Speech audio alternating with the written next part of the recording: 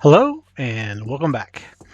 Today we're going to talk about upgrading our audio quality over on our Winlink node. So the question might be, why would you want to upgrade your audio on a digital messaging system? Well, we're going to walk through that as to why, and we're going to talk about the how. And part of the how is we're going to upgrade our signal links to this DRA-36 audio board. And we're going to walk through why we're going to do this from the very beginning. So we're going to start out, first of all, with a presentation as to how we first set up our Winlink node, how it is now, and the problems that we're having, and then where we're going to go with this DRA-36. And then we'll get into building the DRA-36s and my particular implementation of it up at the site, which is going to be a little different than most people probably. So let's get started.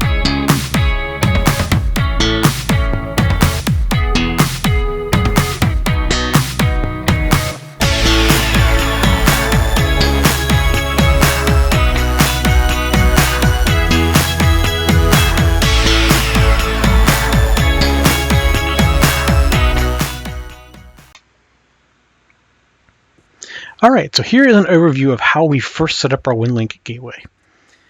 We have a Windows 10 machine up there, very small PC. It's one of those micro PCs, probably costs like $150. No moving parts in it. Doesn't require a lot of power for Winlink. So what we have installed in Winlink is we have 3 RMS type software, RMS Relay, which is the most important one for this particular node because it makes it a hybrid node. What the RMS Relay does is it acts like a mail server or a message server. So when it receives a message, if it cannot talk to the main mail server over the internet, it stores it. And then it'll try to figure out a way to deliver it. And the way we deliver it with a hybrid is through the Pactor to another node somewhere else who has a Pactor modem and is connected to the internet. So basically it goes hybrid node to hybrid node. So it's kind of like a guaranteed delivery. So that's very important for this particular node because we are a hybrid node. So we have RMS Relay running. Next, we have RMS Packet, which, as the name says, it's a packet method for delivering messages.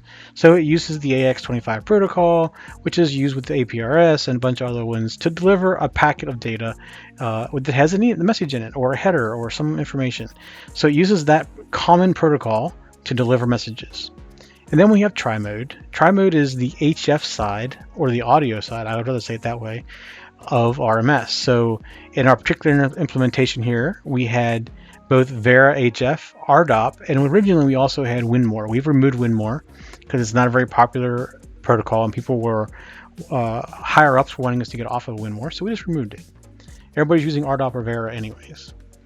So this is an audio mode type of protocol. So if you look to the right, we're going to come over here and we're going to start at the top. We have our ICOM 718, which is our HF radio, connects to an ADG auto tuner and then to an HF multiband vertical. It's on the outside of the building. We have this CAT control, and CAT is a serial interface to the ICOM. So we have a USB to serial adapter in this CAT controller that talks to the ICOM. This allows the tri-mode software to change the bands and the frequencies that the ICOM uses. So if you watch one of the other Winlink videos that we have, you'll see that it sits there and it cycles through a bunch of different bands, listening for different protocols. And that's how we control that. Then we have the Pactor modem, which I mentioned before is used for delivering of messages for forwarding, but it can be used by anybody. It doesn't have to be used for that one particular item. It connects via USB. And then there is an audio link via the accessory port on the back of the ICOM 718. So when the cycles go around the different bands, the Pactor modem looks for what it hears as Pactor. And if it hears something, it sends that via USB serial link over to the RMS tri-mode. And then we have the audio interface, which is the signal link. So it's USB connected and its audio goes into the other audio ports on the ICOM that can receive protocols like the Vera HF and the RDOP. And then we have 2 different TNCs. We have a very simple TNC-X, which is a great, simple, inexpensive TNC. It's a KISS mode only. Works with just about any piece of software out there because it's KISS mode. And it connected to a Yaesu 7900 running at about 50 watts in the VHF band. So this is 1200 baud right here. We also had a KPC 9612 Plus connected to a Yaesu 7900, and it's running UHF, which is 40 watts, And this was 9600 baud connection. So this is how we were doing 9600 baud packet before. And they both connect to a max-red combiner that combines it into a single antenna, 2 meter and 440. But then came along Vera FM. So you see we don't have Vera FM listed here. Here we come with Vera FM. Vera FM is still another audio type of interface. So if we wanted to support that, one option we had was to add 2 more radios, which we didn't really want to do, because that would be more antennas and all of that. So we converted our TNCs over to signal links, which are now audio interfaces. This presents a problem for Packet, because Packet isn't audio, Packet is digital. But there is a couple pieces of software. When we picked the UZ7HO sound card modem driver, which RMS Packet talks to this driver and doesn't know any better. It thinks it's a Packet interface. The sound card driver then changes the packet over to audio level and sends it over to signal link. So it basically turns the packet into an audio level, which basically all packet is anyways. So now we have these 2 signal links converting audio for Vera FM as well as RMS Packet. And the other thing we took advantage of when we did this upgrade is we put in a Motorola Spectra. It's just a heavier duty radio. It can do 100 watts. We're only running at probably 90.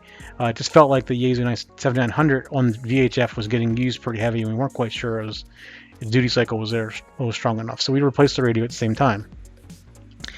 You think all is good, right? But unfortunately not. We can never get the 9600 baud Vera FM to work through the signal link. And we were even having some problems with the 1200 baud with Packet and Vera. It doesn't work as good from where I am to where the site is. It's not as reliable. So there's something not quite as good. So talking on the forums, everybody started telling me that signal links don't work for 9600 baud. So I started asking around what they recommend, and they recommend that we go to a DRA-36, which is the model we're going to talk about here today, and how I'm going to implement that. So what's that mean for us? This is how we're going to change our site. We're going to be using 3 different DRA-36s, one for HF, one for VHF, and one for UHF.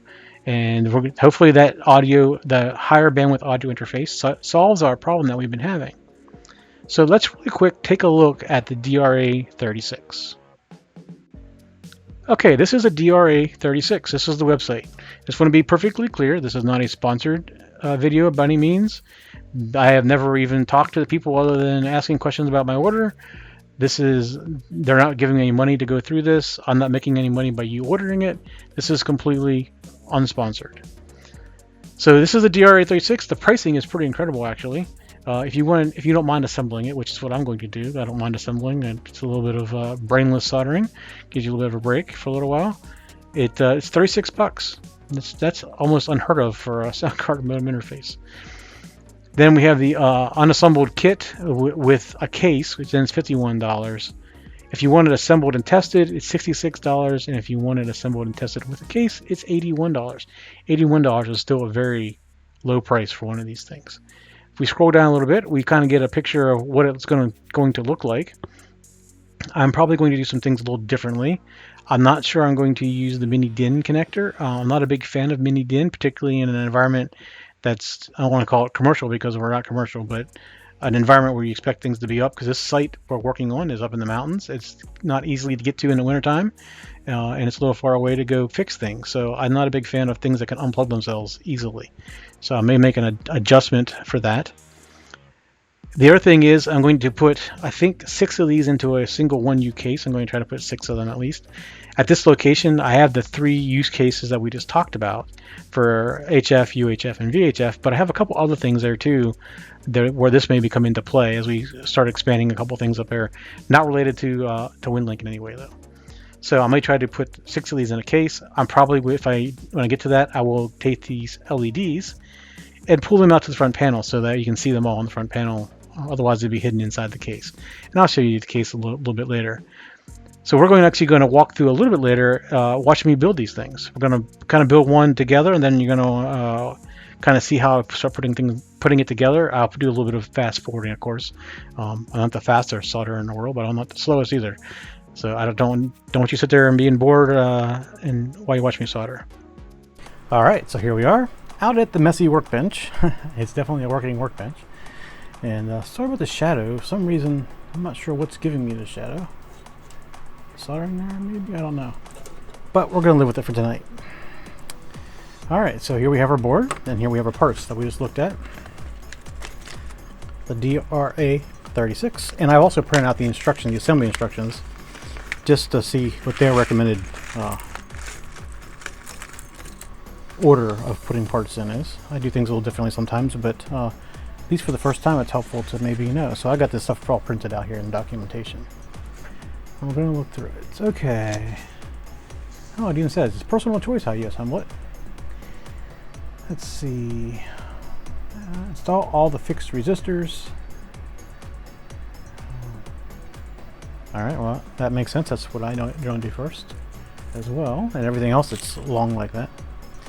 We'll do resistors here. Let's separate out our pile. Capacitors. Resistors. Oh,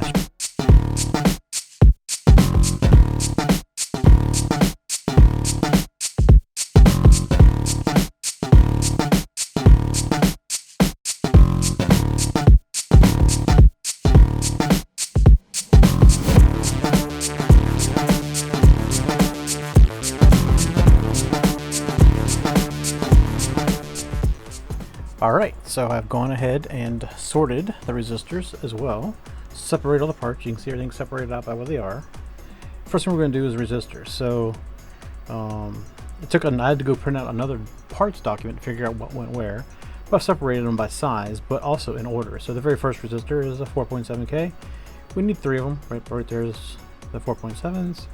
Then we go to a 330 ohm, which is what this one is. We only have one of those. And then we go to a 1K. We only have one of those. We do a 1K pot. We'll work on that a little later. Then we go to 310Ks that get put in. And then we go to 1 meg. And then we do 222s, which are these right here. I only use one. Only one of these goes in first. It comes, and then there's a 1.5, which is that's this one right here. I have to go back and make sure. And then we have another meg, which is another one of those, and then a 4.7, one of these, a pot, and a 4.7, so another one of those. So I've separated it out by size. So this part of the video will speed up as I insert them because it's kind of boring. So we'll be back in a second with everything inserted.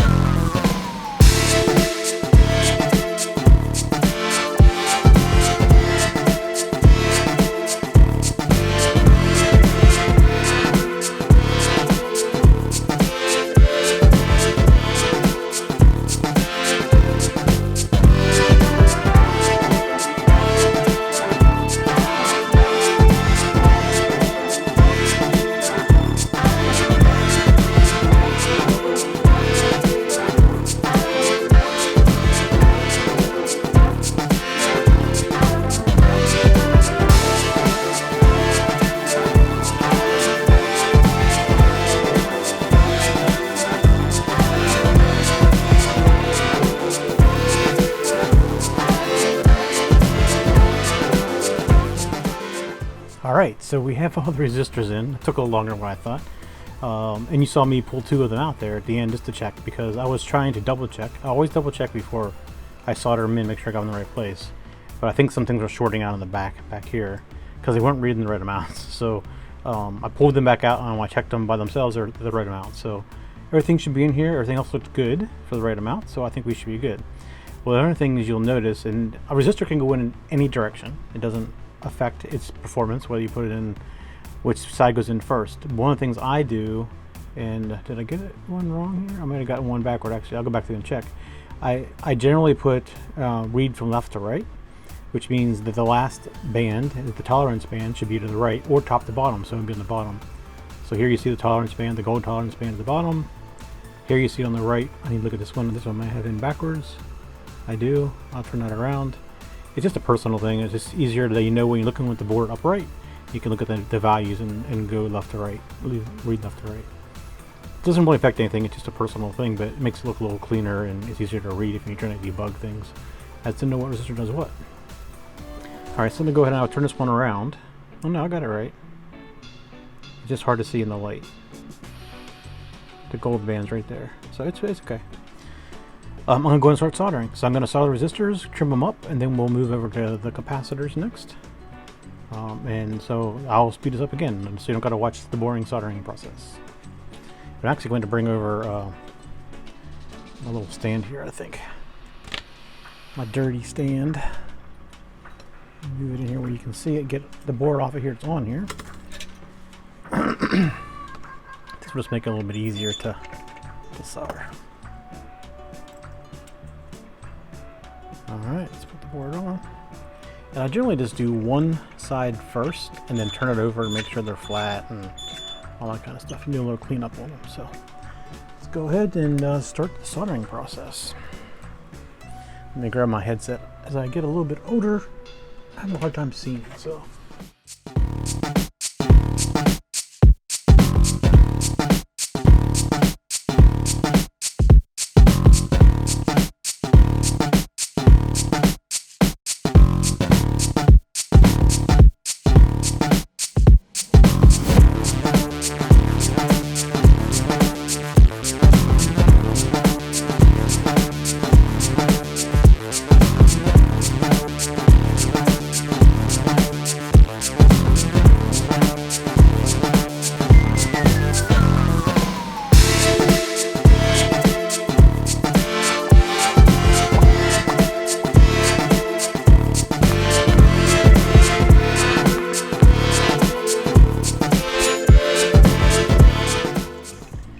Alrighty, so here we are again, and soldering is done. So you saw me going in there, doing some soldering. I tried to go one side soldered, I pushed the other side down so you see they're nice and flat. I do have one there sticking up more than I like, but it'll still function. It's a cosmetic thing. But you saw me go back through, trim off everything, and then go back and touch everything up, make sure there's no cold solder joints, make sure everything flowed okay. I had some up here that were closer together than what I'd like. The solder kind of came up the wire there, so. But I cut that off and cleaned it all up, so everything was good. So we follow their instructions. Let me see, what are they saying next? Let's see. Let me turn this fan off in case you're getting that in the microphone there. Let's see. Install all fixed resistors. I did verify with an ohm meter. I always do that anyways, just to make sure. Install all the diodes, observing polarity. The square pads are the banded end of the diodes. Okay, so let's look at the diode list here and see if they're all the same or not. Where are the diodes? Q, Y, LEDs. So we have 4 diodes. I'm going to put a pause here and go print out the schematic for this, I guess, and try to figure out what the diodes. Oh, there they are. Okay, I found them. Alright, they are on there. Looked over them. Okay, so this is the only one that's different. This is D3. So diode has a black mark on it, and these diodes, same thing. You'll see. Let's see if I can get to the camera here. Get the focus. I don't know if it will or not. Anyways, there's a black band on one end of the diode. It's good to, that's important because you have to go in the direction and see the black band on these blue ones here too. But the orange is the only one's different. So it's D3. So I can find D3 on here. Lots of little things. And there's D1, D2.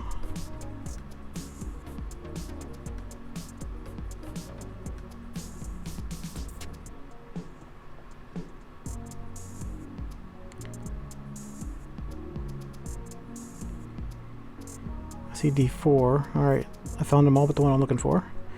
let's see here, D3, there it is. D3 is down at the bottom down here. Okay, so you can see it's down here at the bottom right here, and you see there's a line. So that black goes to that line, so it has to go in like this. So we're gonna go ahead and do that. Bend these over.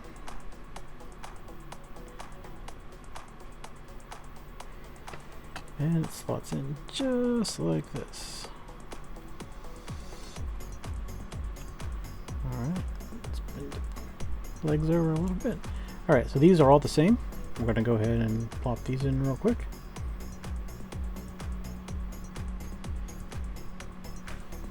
Here's D1 and D2. I'm going to go ahead and speed this up, so you don't got to sit here and watch me do this. I'll speed up till I'm done soldering them in. No reason to sit here and have you guys be bored.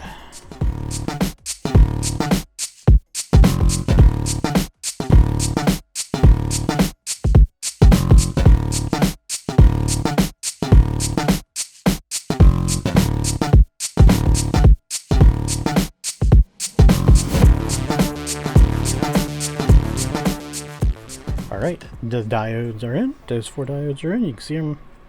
Get up right here. One right here. One right here. And these 2 right here. And interestingly enough, this one's different direction than the other 2. So if you're putting this board together, don't assume they all go in the same direction, because they don't. Okay, let's go. I'm going to go through their list here. They said the diodes and see what else they want. We didn't put all the diodes in yet, so we I'll put all the diodes in. See, it's all the crystal. Alright, what did I do with the crystal? Oh, here it is. Okay, so the crystal goes right here. This is a really simple install. I'll turn the soldering iron off. Well, I was going to capacitors next, but here's the crystal. Goes right in this spot right here. And I'm just going to tack it down real quick just so it doesn't fall out while I turn it over.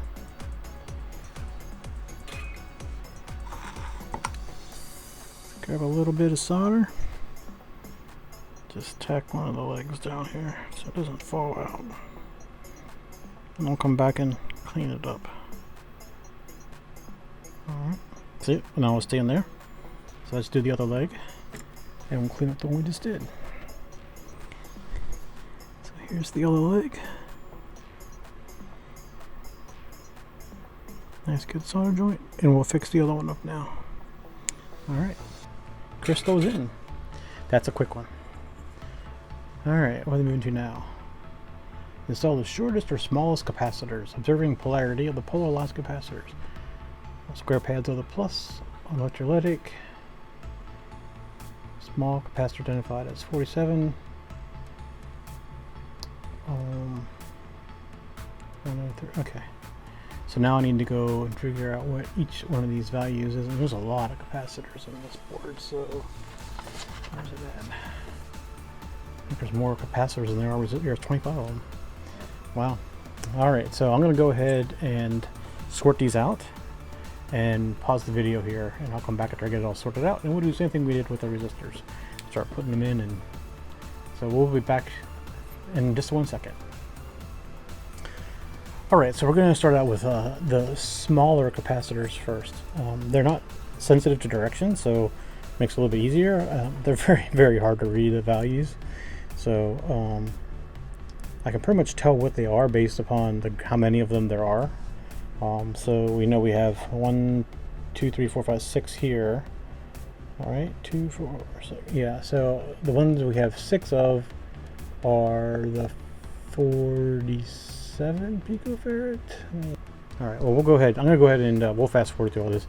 This is a lot of just double checking the values that I'm sticking in. And then to go get, oh, there's the R47. Alright, so you're right, there's 6 of them. So C1 is R47. So I know what these are for sure because I got 6 of them and 6 spots for them. We'll go ahead and do those first. So I'm going to go put all the 47s in. And through this process, I'll solder as I go along. I don't want to keep them all in here. Maybe it's easier to work with when I solder them. So I'm going to fast forward through this part. We'll sit back and watch, or you can fast forward as well.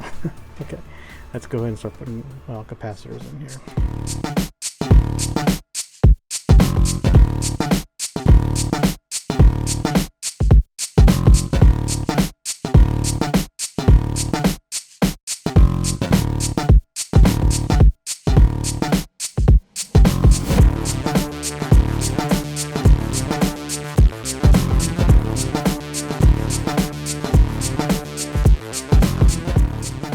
I'm starting to put in the blue ones. These are sensitive to what direction they go in, and you can kind of tell based on the length of the pins, the polarity.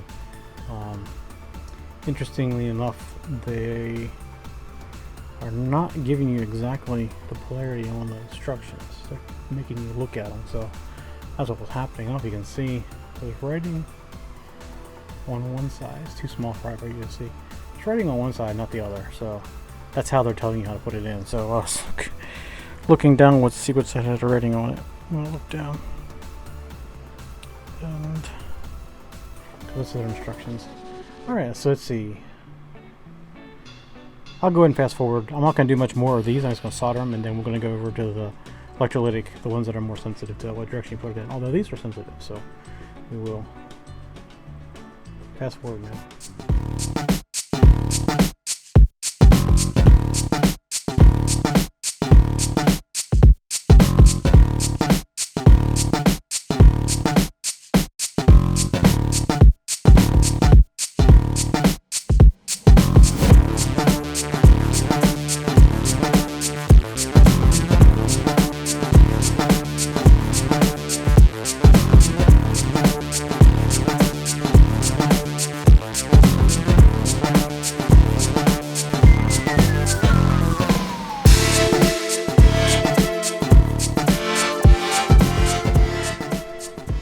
Alright, here we are with some of the capacitors in. You see some of these other capacitors that are in here are much bigger, so they'll be easier to put in. So we're going to try to get these other ones in here. I got a bunch of small ones still. I got a bunch, I got 4, it looks like. But they're all, these two don't look the same size, and I think they're all different sizes, basically, is what I'm trying to say. So, and they're very hard to read, so that's my my next goal is to get these in, figure out where they belong. So that's what I'm going to do. I'm going to fast forward through this too because it might take me a little while to figure it out. I had to go get some magnifying glass on top of this thing I'm wearing on my head because it's just so hard to read them. So that one says 104. So this one says 103. They should be easy. That one's definitely 103. And then these, I don't think they're the same size.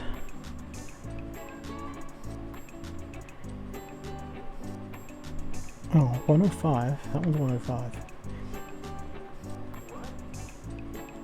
And that one's 105. Okay, these two are the same. Alright, so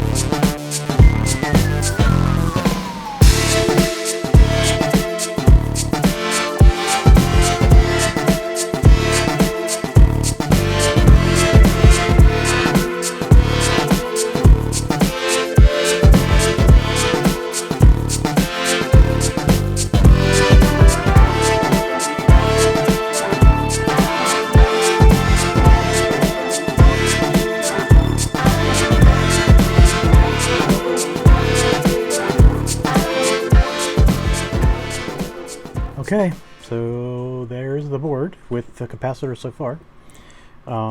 We got just a few more to go. These are the bigger ones. So we'll keep going. These are a little bit more obvious. They're bigger to read. Oh, you see my little blue. That's what happens sometimes working electronics. Get a little poke here and there. Alright, so these are important because these are polarized. So there's a positive and a negative side. I don't know if you can tell. Well, you don't really see it on here. Positive is the long one. So does it say on here negative on the pin? This is maybe a bad example of one. Some of these have lines on them that tell you which side is positive and negative. Yeah, so the negative is always the one with the line on it. So the positive is the longer one there. So you can see. It generally says, well, it has the negative signs, kind of, if you can see on the camera, but it's on there. So now we just need to go through and figure out where these go. and just make sure that when we look on the board, we're putting it into the positive side. Now these, lots of times whenever you put in things that are sensitive like that, one pad is square and one pad is round. That's how you can tell which side goes where. This one doesn't have that though. Actually, I don't even see where it shows what pin is what. So I have to go to the schematic and look on it just to make sure. So this one here says positive on it right there. So you can tell that that one's going to be positive. But these bigger ones don't have a polarity on them. It says NP, which could be negative positive, but it doesn't say. Oh no, I'll go look at the schematic just to make sure I'm putting it in correctly, because I'm afraid I'll stick it in backwards. And that can be an exciting experience, putting capacitors in backwards. I've had that experience more than once actually, where I wasn't paying attention what I was doing and all of a sudden pop, big loud pop. So alright, let me see if there's any instructions. So 19 and 20. Okay, these are non-polarized, although the capacitor is polarized, but this doesn't need to be any particular way. Alright, but these definitely do, but they're obvious. So there's positive and negative. Okay, well, that answers that question. Alright, let me go ahead and put these in, solder them up, and we'll be back. We'll fast forward. It's just till we get to the end of the capacitors.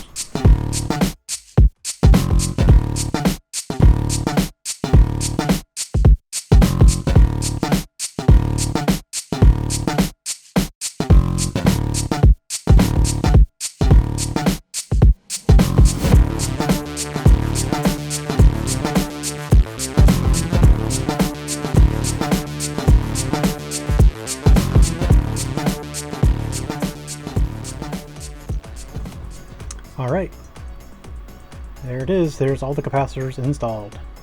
So now let's see what they say to do next.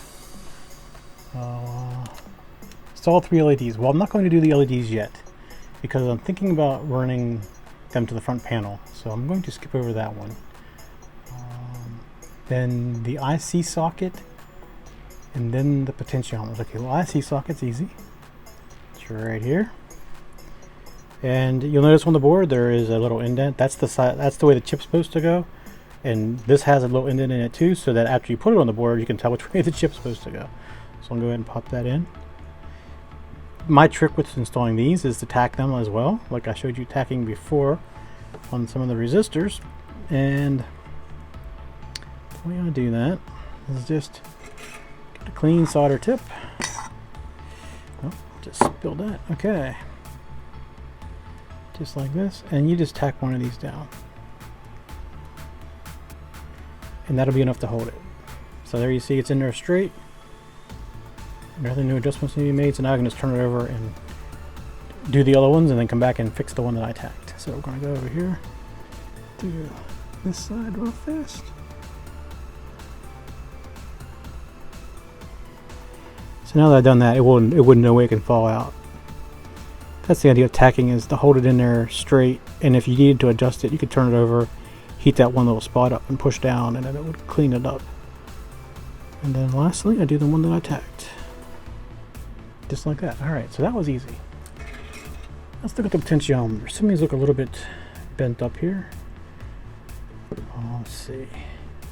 What sizes do we have?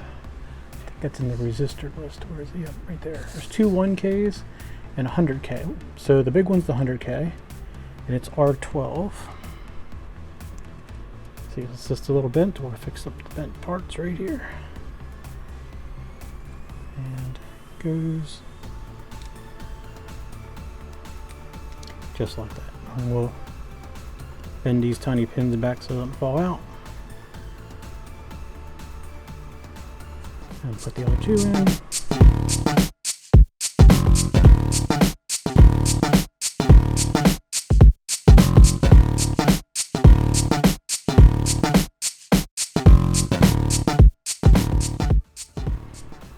Alright, so we got them in.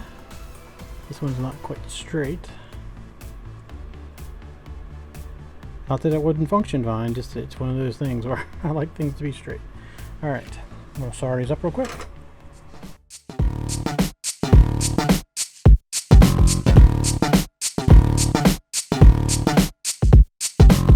Alrighty, got those in. Now, what's next in our list of things? Transistors. Flat to flat on silicon. Okay.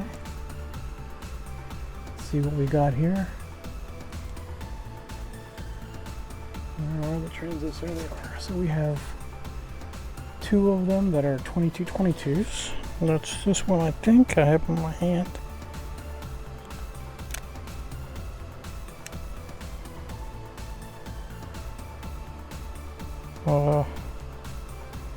No, that ain't here, 2222.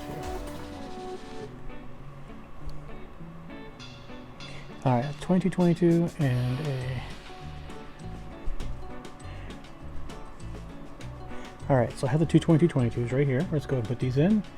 They are Q1 and Q3. So let's find Q1 and Q3. There's Q2, there's Q1. Alright, so you can see on the board the pattern, or how it looks. Looks like a transistor, so it goes in just like this. I'm going to try to put one leg in, then spread it out. So I go across. Doesn't always work the best, but alright, got two in. Got three in. Alright, there we go.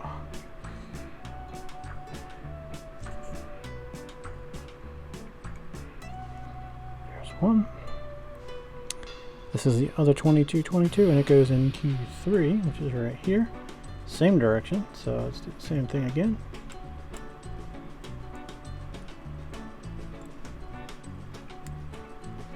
Right.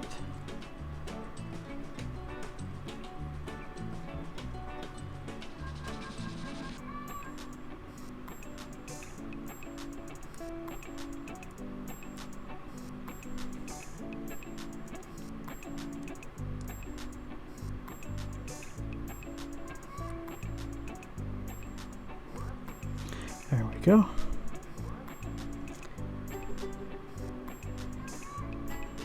And we've got this one last transistor right here.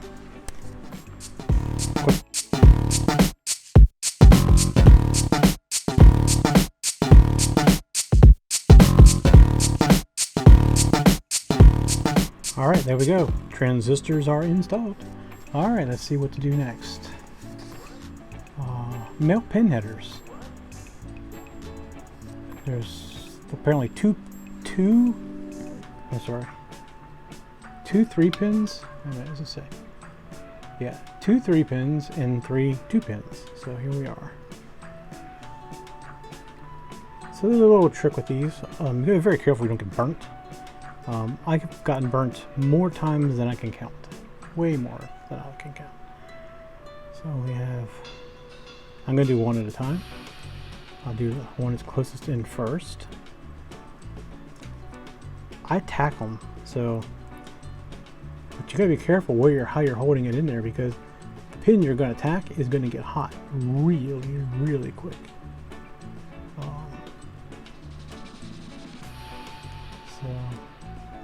I'm gonna try to do both these at the same time. Actually, these two.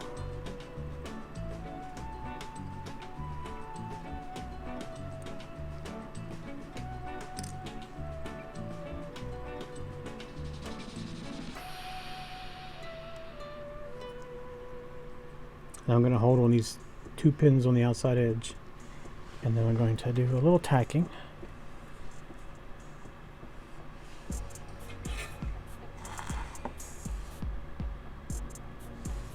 Okay. Didn't get enough.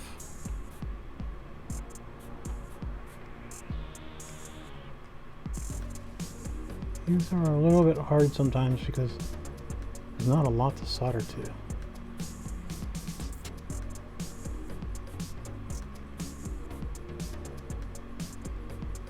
Not too bad if you got more than 2 or more than 3 even.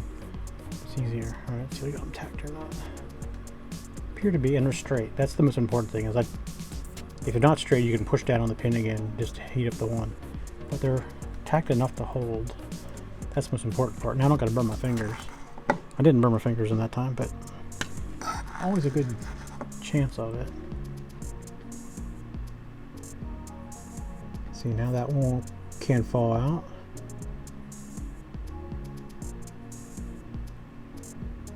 And neither will that one. So now we can finish cleaning up the tacks, which are really messy in this particular case.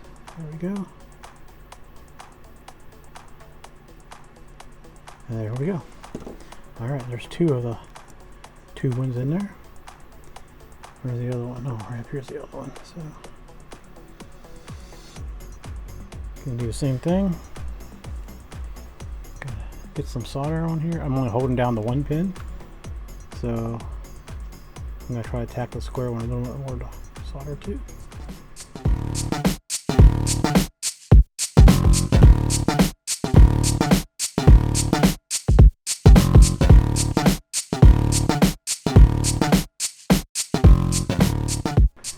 Alrighty. It's getting there. So all we do last. Okay. Mini DIN and USB. So the last two things to install. Do the USB here first. And these are generally pretty easily snap in. You see these big things right here. They should be grounded really well. They should be soldered really well, but this helps hold it in there too because it snaps in the hole. Just like that. Same thing with this one. Should do the same thing. I still generally will tack one just to make sure it's all good. Alrighty. Something's not quite right here.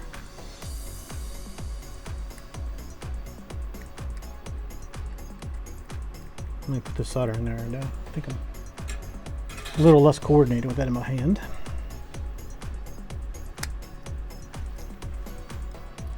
Alright. A few more pins to solder. We're going to do one tack on each side, make sure things in there are okay, and then we're going to go ahead and complete it. Tack one, and we're just going to tack one over here. We're going to make sure everything's good. Everything looks good. Alright, so we will finish off this side.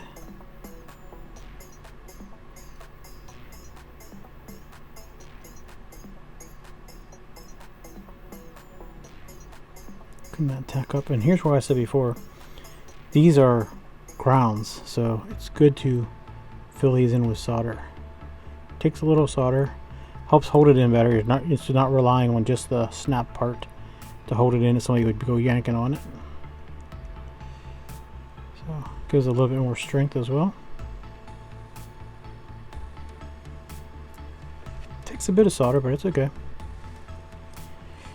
Okay, let's go ahead and finish these up.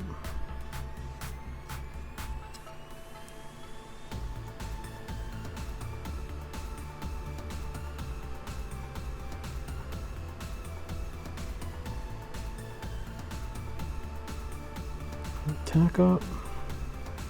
All looks good. Now there's 3 on this side.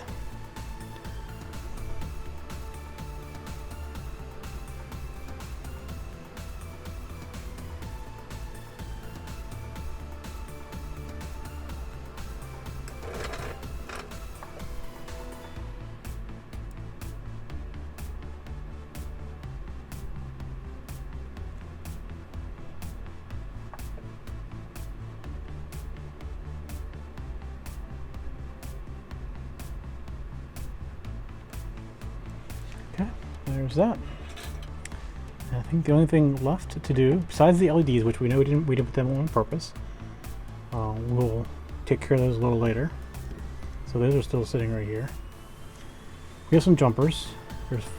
Came with 5 jumpers, look like. Oh yeah, 5 are needed. That's right. So there's 5.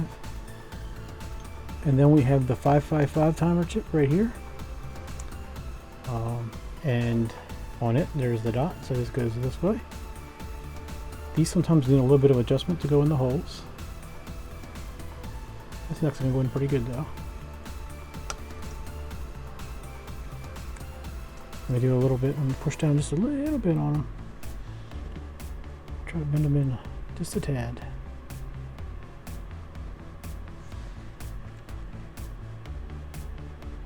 See if that goes in a little bit easier.